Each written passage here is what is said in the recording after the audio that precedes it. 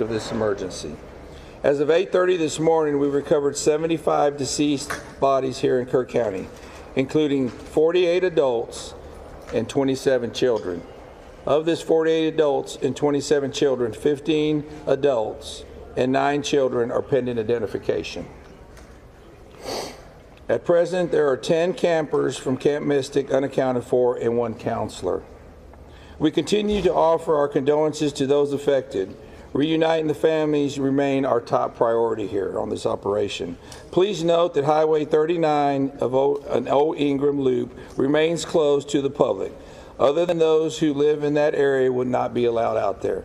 I will now turn it over to Senator Cruz. City Manager Dalton Rice. Good morning, Dalton Rice, the City Manager for the City of Kerrville. As everybody knows, we are working in conjunction with the city under a unified command response and again, a lot of devastation. Our hearts go out to the families and the victims. We want to continue to work together as a community. We love the media support on this to be able to communicate that message, communicate family, communicate togetherness, and we really appreciate all the support and helping us be able to do that. Search and rescue, as the sheriff said, search and rescue operations will continue today from Hunt in North Kerr County all the way to Canyon Lake in Comal County. Now, we're only focused on the Kerr County side, but we wanted to talk about that because for a linear from Hunt all the way to Comal County in a straight line distance is over 100 kilometers. This is a massive field that is happening. And again, this is unprecedented flood events. So we are still currently in the primary search phase, which is the rapid one. They are running it, we have different segments that are gridded out. Each one of those segments are taking anywhere between an hour to 3 hours, up to 2 kilometers for each segment. So what that means is they're running into a lot of technical challenges with terrain, with water, even potentially, with weather, in the rising fields. We've talked about this before. Volunteers stay out of the way because if we start getting weather reports and all the other complications that are out there, we then have to pull off of those search and rescue missions to be able to communicate to those volunteers to get off, to make sure that they don't become victims themselves. Those operations involve 19 different local and state agencies, in addition to conducting primary and secondary searches. They will be conducting welfare checks on areas in North Kerr County impacted by power outages. And when we say search and rescue operations, that is boat, walking, on the ground, dogs, drones. Again, keep personal drones out of the air, helicopters. We do have other assets that are continuing the search as well. As of present, KPUB, which is the Kerrville Public Utility Board, is reporting continued power outages between Hunt and Ingram along the South Fork of the Guadalupe River in Hunt. In the South Fork area, there are approximately 40 down power lines and significant infrastructure damage. KPUB has brought in additional utility personnel to help with restoration, but it's not possible at this time when the power is going to be restored. There are some substations along with those power lines that we are still trying to get access to just from debris buildup or them being completely wiped out. So we do not have an estimated time on when those are going to be fixed. We continue to have substantial number of requests for volunteers, as I said before, and donation opportunities. We are asking those who want to volunteer to contact the Salvation Army in Kerrville by phone at 830-465-4797 or in person at 855 Hayes Street in Kerrville. Monetary donations can be made on the Community Foundation of the Texas Hill Country's website at www.communityfoundation.net. They have a Kerr County Relief Fund set up on that site. And I will now turn it over to the Mayor, Joe Herring. Thank you for being here. I need to tell my community and those families who are waiting, this will be a rough week. Primary search continues, and we remain hopeful every foot, every mile, every bend of the river. Our work continues. You need to know that we have been blessed with help from the community, from the state, and the nation. We have trained experts who are helping in this effort.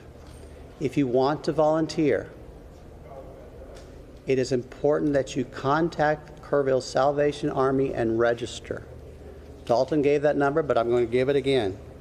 830-465-4797. We need focused and coordinated volunteers, not random people just showing up and doing what they do. We need to work together. As Dalton said, donations have been flowing in from around the world to the Community Foundation. Again, that website is communityfoundation.net. Please follow the City of Kerrville's Facebook page for updates. They're accurate. We take a lot of time to make sure we send out information that will be helpful, not only to residents, but those who are visiting. I've said this 100 times, and I will say it again. We need your prayers. We need your prayers. Thank you. And now, Senator Ted Cruz.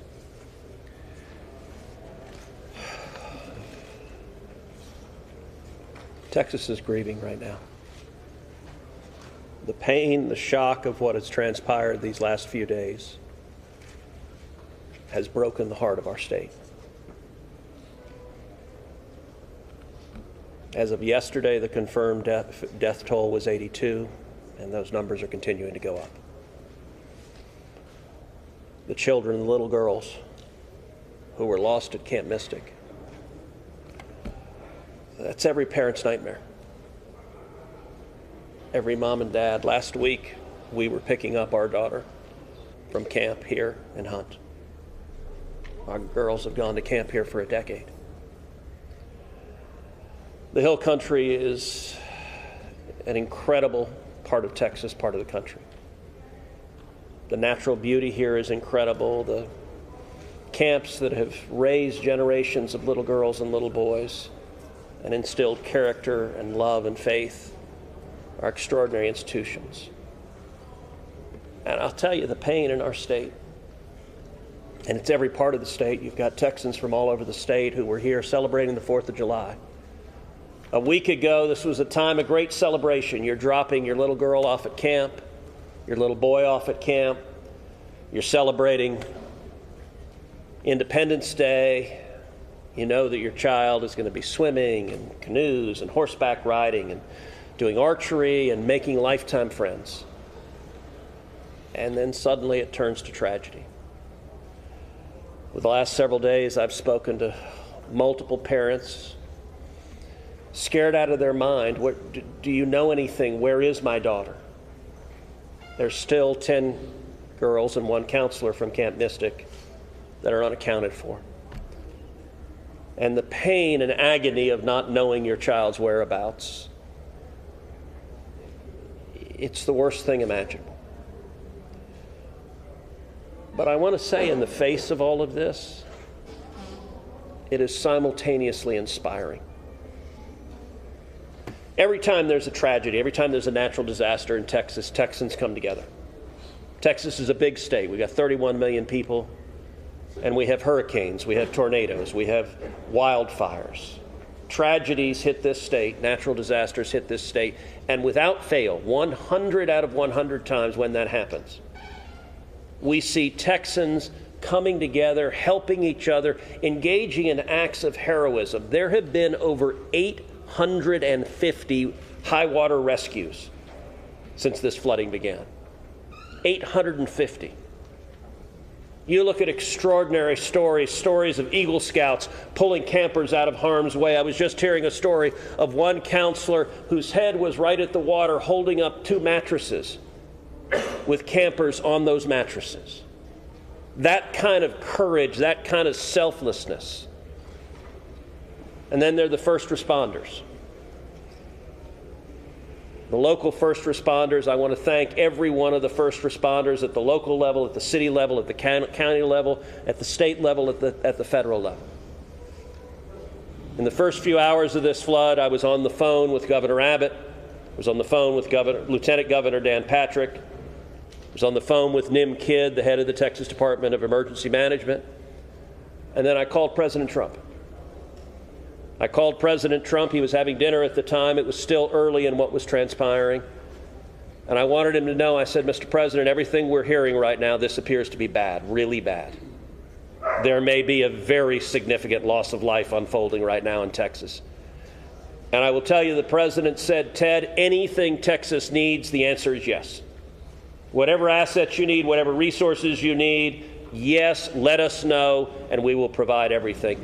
Within hours, we had helicopters, over a dozen helicopters in the air. National Guard, DPS, game wardens, Coast Guard, doing search and rescue, reaching down. We've all seen the videos of little girls being pulled up, hoisted out of harm's way. Incredible courage and heroism. Search and rescue is the first stage, but the process of coming together and rebuilding is going to take longer. And I will say to all the grieving families, to all of those who've gotten the worst news imaginable, that your little girl, she's gone. I will say for many of us, those are friends and neighbors who've lost children. Got multiple kids who go to school with my girls.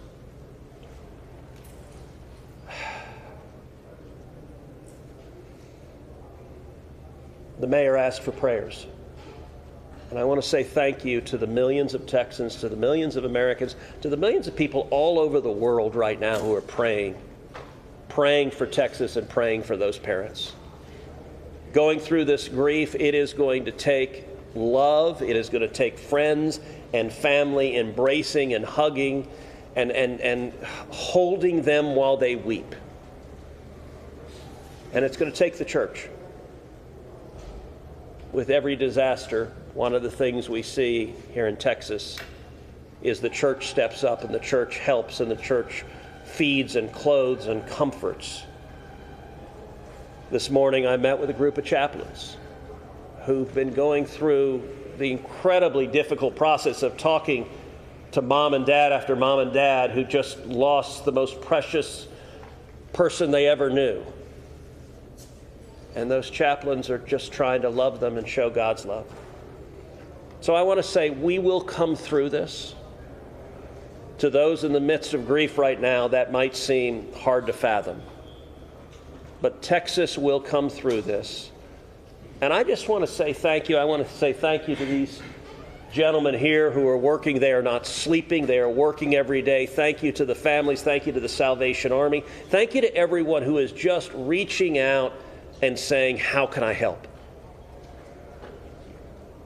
We will come through this, and we'll come through this together. Thank you. And now we'll take questions. Senator, you talked about having no kids here and you're taking your own kids to camp. Was it ever communicated to you that there was a need, that it was a priority to have a warning system so people have a chance to escape something like this? Well, listen, I think anytime you're dealing with major rivers, there's a risk of flooding, and there's always been a risk of flooding, particularly on the Guadalupe River. I will say, in the wake of every tragedy, there are things that are predictable. One of the things that's predictable is that you see some people engaging in, I think, partisan games and trying to blame their political opponents for a natural disaster. And you see that with a hurricane, with a tornado, with a wildfire, with this flooding, where people immediately say, well, the hurricane is Donald Trump's fault. Look, I think most normal Americans know that's ridiculous. And I think this is not a time for partisan finger pointing and attacks. Now, after we come through search and rescue, after we come through the process of rebuilding, there will naturally be a period of retrospection where you look back and say, okay, what exactly transpired? What was the timeline? And what could have been done differently to prevent this loss of life? And that's a natural process. I think it should not happen in a bitter and partisan sense, but it should happen in a reasonable sense of saying, what lessons can we learn? And I will give an example. Houston's my hometown. If you live on the Gulf Coast, we get hurricanes. That's part of living on the Gulf Coast as hurricanes hit. And I do think Texas as a whole has learned over time how to deal more effectively with hurricanes. And so you look here, we know the National Weather Service put out an emergency warning just after 1 a.m. and a second emergency warning just after 4 a.m.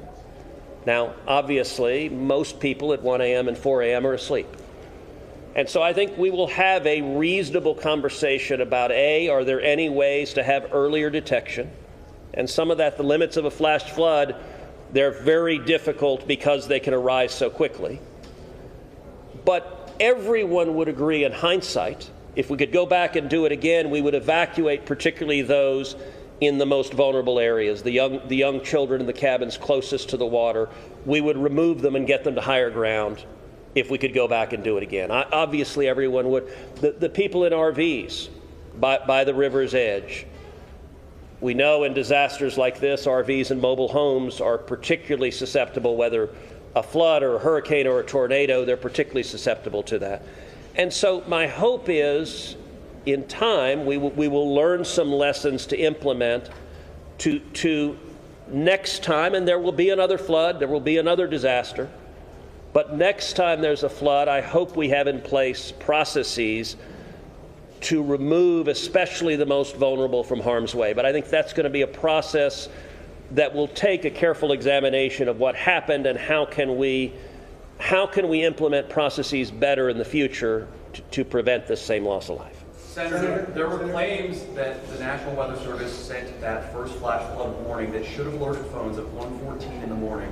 But we have a federal public database maintained by PBS Warn, that says the first emergency alert wirelessly here in this area to Kerr County was not until after 9 a.m. That was more than 4 hours after the severe flooding had come to this area. Did you know that? Have you seen that? And what's your response, knowing the state and cuts to the NWS in recent months by this administration? So I don't know the source for what you're saying. All of the public reporting I've seen is that there were 2 alerts that went out, one just after 1 a.m., one after 4 a.m. You know, I can tell you, I talked about the partisan finger pointing. I think there have been some eager to point at the National Weather Service and say cuts there led to a lack of warning. I think that's contradicted by the facts. And if you look at the facts in particular, number one, that these warnings went out hours before the flood became a true emergency level. But number two, the National Weather Service here, New Braunfels is where they were headquartered. They had additional manpower. In fact, they had 3 additional people working that night, anticipating that it was going to be a very dangerous weather situation.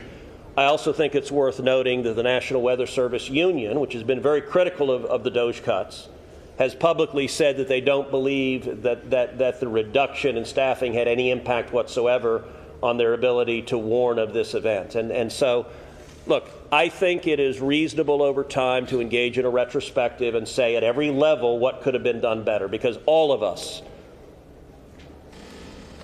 would want to prevent this horrific loss of life. But I think just immediately trying to use it for either side to attack their political opponents, I think that's cynical and not the right approach, particularly at a time when we're dealing with a crisis and we're dealing with grief. But does this make you question whether there should be cuts at the National Weather Service and FEMA? I know you've been supportive of FEMA. Look, I am very supportive of FEMA. I'm very supportive of the National Weather Service. They both perform essential roles, and I think it is critical at every federal agency, particularly when you're dealing with public safety, that we make sure that critical roles are maintained. That's a longer and broader discussion, but as I said, everything from the public evidence indicates that was not a contributing factor to what occurred here. Is it possible to get Dalton in just to talk about that and what the National Weather Service alerts? Because there were escalating forecasts throughout the day from the National Weather Service. What did the emergency managers of the county and other local officials do with that information, starting at 1:15 and onward, where you have the dire river forecast at 6:30? Were emergency managers doing anything to put any processes in place to warn people on the river? So overall, we were preparing for the July 4th, weekend. So we had National EMR on site. We were, basically stood up kind of an incident command post, if you will, to prepare for that event. So everybody was kind of up looking at weather. We looked at the weather before. When you looked at the National Weather Service, flood map, it spanned all the way from the west side of Texas, with Kerr County kind of being in that upper northeast corner of it. And so everybody, including the National Weather Service, was looking at where's the rain going to hit. We know it's somewhere in here, but with rain, especially when you're dealing with terrain, you got to figure out. Sometimes you don't know until it falls. So once it starts falling, then you got to figure out, okay, how's the watershed going to do this? How's the science going to work? And when you had that north and south fork that we had talked about before, it all converged into one. We do know that a lot of the camps were looking at this just as much as everybody was. With the rainfall percentages, even the National Weather Service had looked at, and don't quote me on the numbers, but it's anywhere between 1 to 7 inches. We got significantly over that. And again, when it goes into very congregated areas and how that watershed shifts into the rivers, that impacts things. And so the camps, obviously, we've heard stories where campers were getting up. They were up at 3:30 in the morning. They were trying to move to higher ground. And the other interesting part of the terrain, and we've talked to UGRA folks as well, this is the headwaters of the Guadalupe. This is the beginning. This is where everything forms when it comes into the North and South Fork. And so as those things develop, it develops very rapidly, very quickly, and this rose very quickly in a very short amount of time. And so those campers that were able to do that, it worked. There's been the other question, and I'll just give this one out.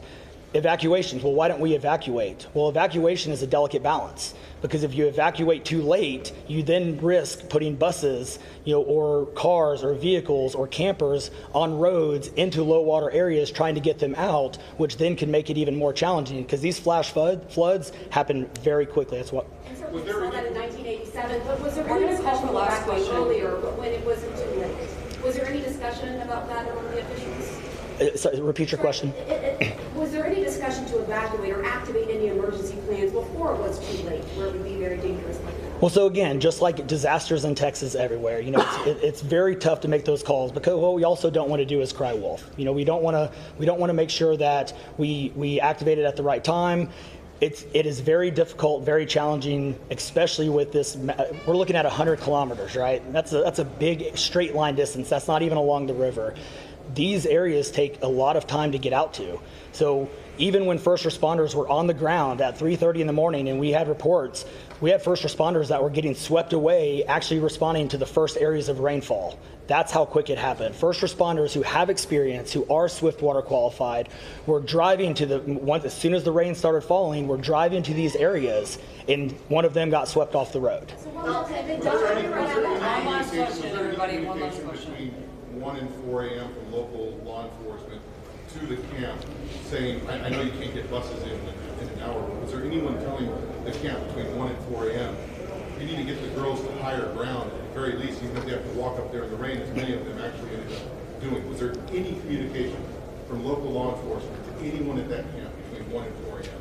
That I don't know off the top of my head. What I do know, though, is there's 55,000 people in Kerr County. Kerr County is a massive, massive area. From here to those camps is 45 minutes on a good day. And so, obviously one of the big challenges that we have, even when you have cell service, a lot of those areas don't even have cell service. Radio communications towers, radio towers within the hill country becomes very challenging. So there's a lot of areas, especially when weather comes in, where cellular towers are down or you already have bad service. So there's a lot of factors that play and a lot of variables in there on communication that, again, I think as we work through this process, we know everybody has a lot of questions regarding what are the next steps and what's next. And I think all of these things, these are all great questions. And as we continue search and rescue and as we continue to move to the next step, we definitely want to dive in and look at all of those things, from cell service tower to radio communications, or emergency alerting. Any of those things, I think we all really need to take a look at and review. We can get the search and rescue and stuff complete. In regards to the total number, before I say anything else, I just want to say thank you to you, all the first responders, to everyone involved. We've been praying. Thank you. We've been praying. The media's been praying. thank you guys for doing that. I've got two questions. One for you, try to get an accurate count on number of missing. I know you can't. I know we don't know we don't know what we don't know. Yes. But do we know a rough idea on total estimates that are still missing overall throughout the county? And then one other follow-up. This may be for Senator Cruz. A lot of speculation is being made about this being somehow man involved with the weather modification, with some of the rainmaker technology, working with farmland. Do you think any of that, is there going to be any investigations into that, or can you communicate anything on that? Let me answer your first question. I'm definitely turning that second one over to him. So on the first question, with missing persons, so obviously we have the knowns, the Camp Mystic kids, which is the numbers coming down as the sheriff has stated, and then we have the unknowns. But we don't know what we don't know. We actually have a 5 hotline line. It fluctuates between 3 and 5, but we're working on it. We get calls 24 hours, 7 days a week. We haven't hit the weeks yet, but we're still taking in calls. We are collecting all that information. So we don't have a solid number that we're willing to talk about right now. We do know that it is a lot, because we also are getting a lot of fake calls. You're looking. This is a worldwide discussion, and we're dealing with scammers. Victims' families are being reached out to, saying that they have their kids pay me money. It's heartbreaking. It's absolutely heartbreaking. We're dealing with with mental health issues, where people are calling saying they have visions. All of these things we're dealing with on a day-to-day basis, and we're having to vet this information, and it becomes very taxing on our people. Again, this is an extremely heartbreaking. This is, if not the worst, one of the worst, disasters in this region in a very, very long time, even beyond 1987. And but we're your best estimate, like dozens or hundreds, or just to give people an idea. A lot. So, yeah. Let me. Not to get into the weeds on, people are asking lots of questions, and where should we start the investigation at? To the best of my knowledge, there is zero evidence of anything related to anything like weather modification. And look, the internet can be a strange place. People can come up with all sorts of crazy theories. What I know is a reality is that a whole lot of Texans are grieving right now. I will tell you, I was visiting with one parent who was talking about online being harassed online because their information was public that they had a little girl who was missing at Mystic. And look, there are a lot of people who are messed up, and my call for everyone, there's a time to have political fights, there's a time to disagree. This is not that time. This is a time just to reach out, support each other, go volunteer at the Salvation Army, give them money, go volunteer at your church, go. You know what I did when this happened? Just go hug your kids, because I got to tell you, I hugged my girls with tears in my eyes, because every one of us who's a parent, there but for the grace of God go I, and nothing will fill the void in these moms and dads' hearts, but they'll make it through it. And every one of us, we have an obligation to come through and help them make it through it. And look, Texas will come through. And let me say, Kerr County, the Hill Country is incredible. It is beautiful. And these summer camps, Camp Mystic is an incredible Texas institution. For a century, it has made a profound difference helping young girls become strong women in Texas and across the country. And so, for me at least, I'm praying for these camps. I'm praying for all the campers, everyone implicated, everyone impacted, and I hope we come together and stand as one doing that. Thank you. Thank you, everyone. Thank you, everybody. Well, we have just been listening to a news conference from Kerr County officials. We just heard from the sheriff, the city manager. We also heard from the mayor. And as you just heard there, Senator Ted Cruz. A lot to take away from this. As we know, over 850 high water rescues so far have been made. We know that at least 82 people have been confirmed dead so far. And earlier this morning, we were able to confirm 27 confirmed deaths from Camp Mystic, as you know, which in Hill Country and Kerr County, this was the epicenter of where this flash flooding took place. A lot of officials there are calling that exact way where we saw a lot of that flooding happening, calling it Flash Flood Alley there. We know that 5 to 20 inches of water was actually piled up in Guadalupe River with a surge of up to 26 feet or so there. So again, Officials are still calling this receiving aid from local, state, and at the national level from different agencies there. We've heard officials also mention a number of ways that you can help. You can find those ways as well on cbsnewstexas.com. And still, Camp Mystic has got 10 girls and 1 counselor that are still missing. Officials are actually still calling this a search and a rescue effort. They have not called it a recovery mission just yet. So again, we will check back in with those officials as they give another press conference that's set for later on this evening. In the meantime, though, that is so far the information that they were able to give us here. We're going to wrap up here on our CBS News Texas on linear, but let's go over to the CBS News Texas stream for more coverage there.